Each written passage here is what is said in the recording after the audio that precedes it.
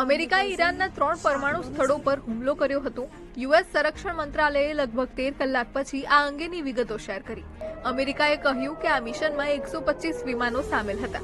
7 B-2 બોમ્બરોએ ઈરાનના પરમાણુ સ્થળો પર લગભગ 14,000 કિલો વજનના બસ્ટર બોમ્બ ફેંક્યા હતા।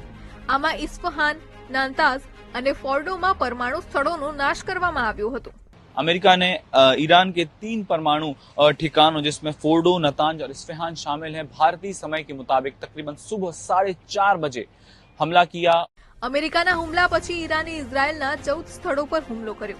હાઇફા અને તેલ અવીવમાં લશ્કરી અને રહેણાંક ઠેકાણાઓ પર ઈરાની મિસાઇલો પડી।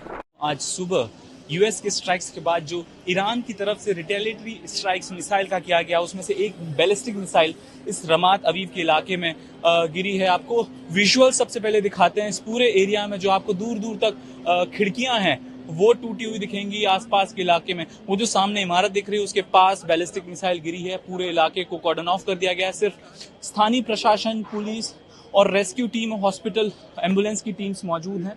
दूर दूर तक आप जहां तक नजर मारेंगे वहां पर सिर्फ और सिर्फ तबाही का मंजर दिखेगा। खिड़कियां, दरवाजे पूरी तरह से इलाके के टूटे हुए हैं। હુમલાના 3 કલાક પછી યુએસ રાષ્ટ્રપતિ ડોનાલ્ડ ટ્રમ્પે દેશને આખો વિડિયો જોવા માટે ડાઉનલોડ કરો દિવ્ય ભાસ્કર એપ।